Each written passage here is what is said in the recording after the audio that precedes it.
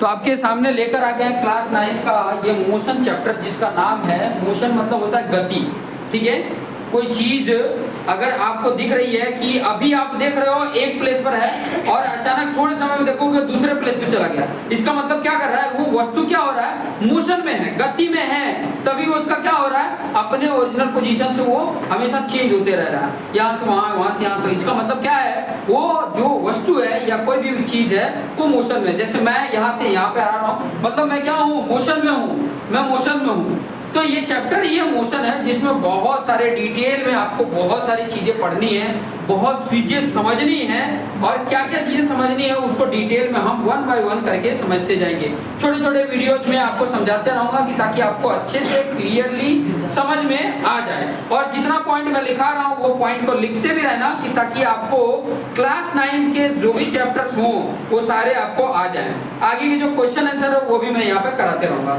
जैसे पहले आप देखोगे कि इसमें दो टॉपिक हमने यहाँ पर रखा है, रेस्ट और मोशन। ठीक है, रेस्ट का मतलब होता है कि कोई बॉडी जो है वो रेस्ट है, अपने ओरिजिनल पोजीशन पर ही है, अपने रेस्ट जो रेफरेंस पॉइंट है वहीं पर है, उसका पॉइंट जो है, उसका जो पोजीशन है वो चेंज नहीं हो रहा है, उसको ही हम बोलते हैं क्या, रेस्ट में है। ठीक है, कोई वस्तु रेस्ट में कब होगा, बॉडी यहाँ का मतलब है, अब बॉडी का मतलब है कोई भी वस्तु, जैसे मेरी एक बॉडी है या कोई भी चीज का एक बॉडी है। ठीक है, तो कोई भी वस्तु है वो अपनी जगह पर ही है, कोई उसके में अपनी पोजीशन में, कोई अपने स्थान में कोई उसको बदलाव नहीं आ रहा है। इसका मतलब क्या है, वो स्थिर है। रेस्ट मतलब स्थिर है, अपनी जगह पर ही बना है। ठीक है, अपनी जगह पर ही एकदम पोजीशन बना के रखा हुआ है, उसको बोलते हैं रेस्ट। रेस्ट मतलब स्थिर, अपनी जगह पर ही स्थिर है।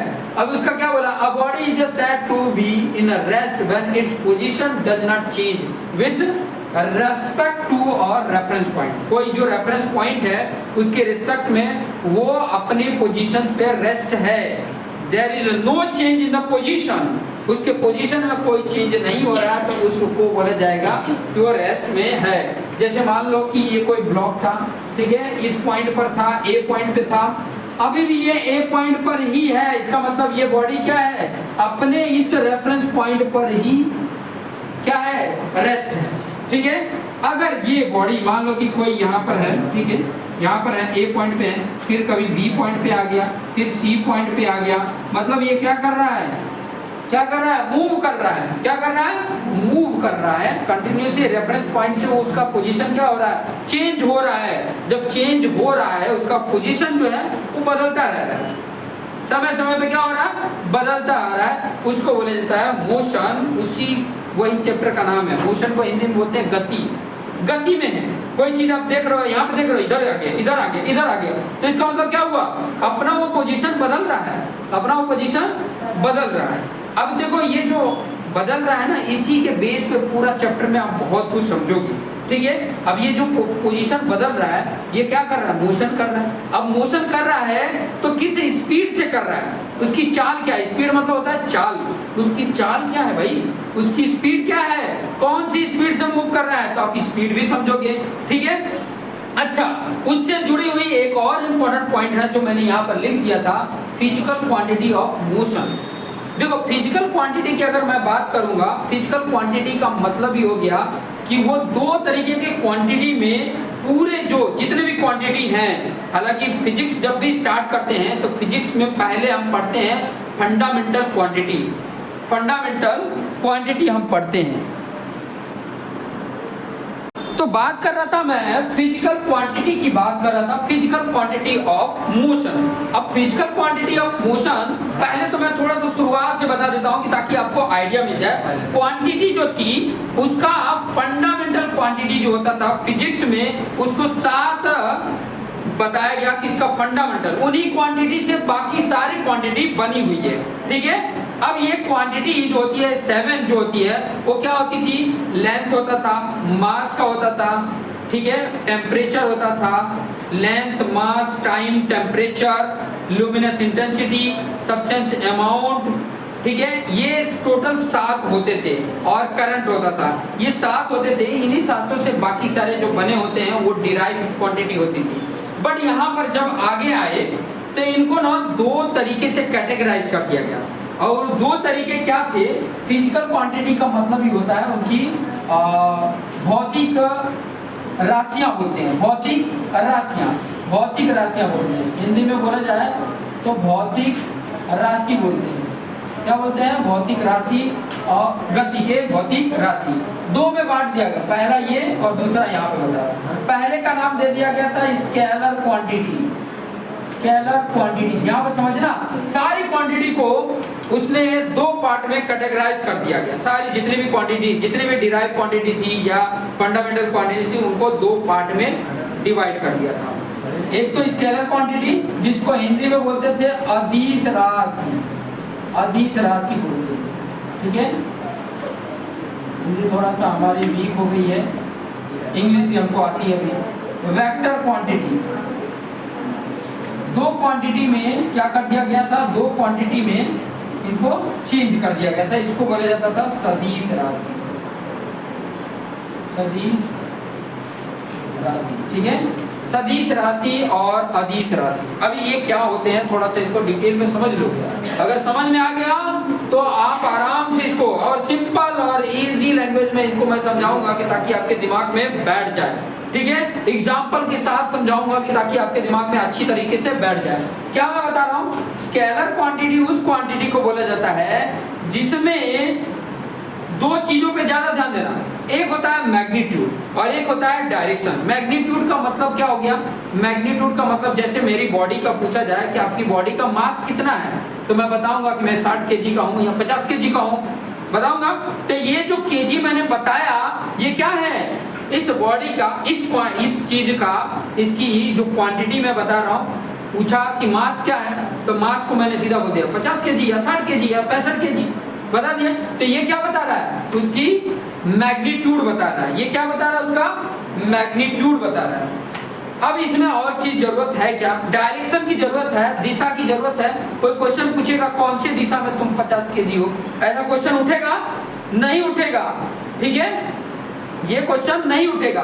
तो जिसमें आपको दिशा की जरूरत ना पड़े, डायरेक्शन की जरूरत ना पड़े, सिर्फ और सिर्फ मैग्नीट्यूड से ही वो स्पेसिफाई हो जाए वो क्वांटिटी, उसको और किसी चीज की जरूरत ना पड़े, तो ऐसे जो क्वांटिटी होती हैं उन क्वांटिटी को क्या बोलते हैं? स्केलर क्वांटिटी बोलते हैं। डेफिनेशन यहाँ पे लिख सकते हो, विच क्वांटिटी, a quantity या scalar quantity is a quantity to specify only magnitude, ठीक है। a quantity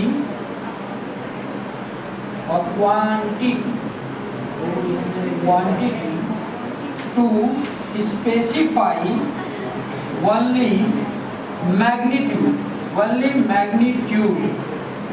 is called as scalar quantity. Scalar quantity उसको बोलते हैं, उसको स्केलर क्वांटिटी बोलेंगे। एग्जांपल के तौर पे जैसे कि मास, किसी चीज का भी मास के लिए डायरेक्शन की जरूरत नहीं हो, ठीक है। यहाँ पे लिख भी सकते हो not need direction, not need direction, direction की जरूरत नहीं पड़ती है।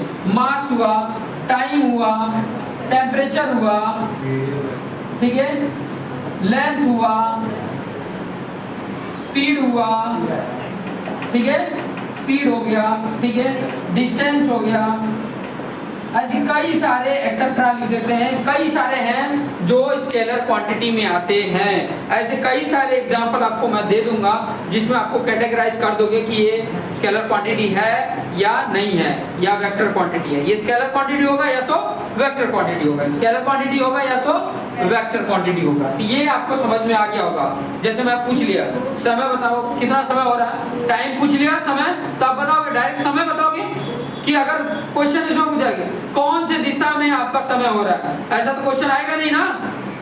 दिशा तो पूछेगा, डायरेक्शन तो नहीं पूछ रहा ना, सिर्फ वो पूछेगा मैग्नीट्यूड से ही वो स्पेसिफाई हो जा रहा है, ठीक है। तापमान कितना है, तो तापमान भी बता दोगे कि भाई 100 डिग्री सेल्सियस है या 30 डिग्री सेल्सियस या 40 डिग्री सेल्सियस है। ये थोड़ा पूछेगा कौन से डायरेक्शन में है, ये डायरेक्शन नहीं जरूरत पड़ती है।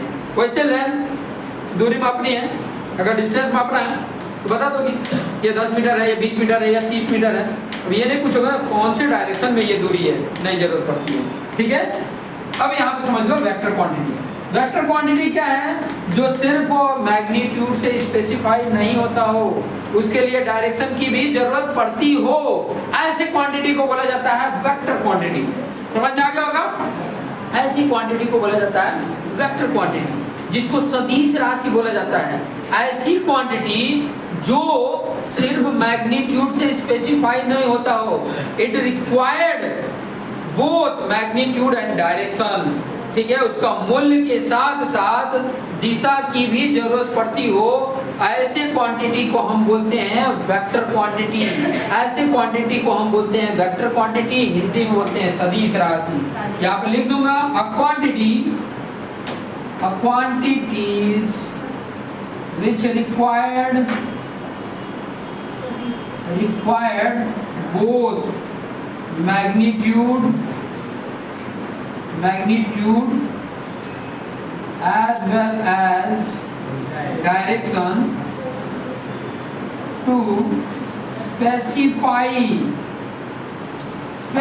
करने के लिए, to specify it, इसको स्पेसिफाई करने के लिए दोनों की जरूरत पड़ती हो, मैग्नीट्यूड के साथ साथ डायरेक्शन की भी जरूरत पड़ती हो, ऐसे क्वांटिटी को हम बोलते हैं, ऐसी क्वांटिटी को हम क्या बोलते हैं? वेक्टर क्वांटिटी, सदिश राशि बोलते हैं। इसका एग्जांपल देख लो। इसका एग्जांपल आप बहुत सारी चीजों को ले सकते हो, जैसे कि वेलोसिटी की बात करो। देखो, स्पीड और वेलोसिटी अगर दोनों देखोगे तो स्पीड बताता है उसकी चाल, वेलोसिटी बताता है उसका वेग, और वेग के लिए डायरेक्शन बताना पड़ता है कि वो कौन सी दिशा में मूव कर रहा है, कौन से दिशा में वो वेग में है। ठीक है, एक्सेलरेशन की जरूरत पड़ती है, एक्सेलरेशन। ठीक है, फोर्स है, ठीक है, डिस्प्लेसमेंट है, एक्सेट्रा। ये सारे जितने भी हैं वो सब के सब ऐसी क्वांटिटी है। फोर्स ही है, अब फोर्स लगा रहे हो कि मैं 10 न्यूटन का फोर्स लगा रहा हूँ, फिर क्वेश्चन है किधर लगा रहे हो, ये आएगा ना, किधर लगा रहे हो, मतलब डायरेक्शन पूछ रहा है, तब वो स्पेसिफाई हो रहा है। इसका मतलब बल जो आएगा फोर्स, एक्सेलरेशन मतलब त्वरण होता है, वेलोसिटी मतलब वेग होता है, डिस्प्लेसमेंट मतलब होता है विस्थापन। तो ये सारी चीजें हिंदी में भी थोड़ा थोड़ा मैं बताते जा रहा हूँ ताकि आपको अच्छे से आइडिया मिल जाए। इसमें बहुत सारी चीजें पढ़नी है। पहले स्पीड भी पढ़ना है, वेलोसिटी भी पढ़ना है, एवरेज स्पीड भी पढ़ना है, एवरेज वेलोसिटी भी पढ़ना है, एक्सेलरेशन भी पढ़ना है, फोर्स भी पढ़ना है। मोशन के 3 लॉ हैं, उन 3 लॉ को भी पढ़ना है। मोशन के 3 लॉ हैं, इनके इक्वेशन है। पहले तो मोशन के 3 इक्वेशन है, तीनों इक्वेशन को समझोगे, और शायद मेरे ख्याल से मोशन में ही 3 लॉ है न्यूटन के, वो तीनों लॉ को भी यहाँ पर आप समझोगे। तो इतनी सारी क्वांटिटीज को हमने अच्छी तरीके से समझना है इस चैप्टर में, 1 बाय 1 करके। आज तो हमने इसके बारे में डिस्कस किया, नेक्स्ट हम जब लेकर आएंगे तो वहाँ पे मैं आपको स्पीड के साथ साथ वेलोसिटी के साथ acceleration, average speed, average velocity, इन सब के बारे में डिटेल में आपको समझाएंगे।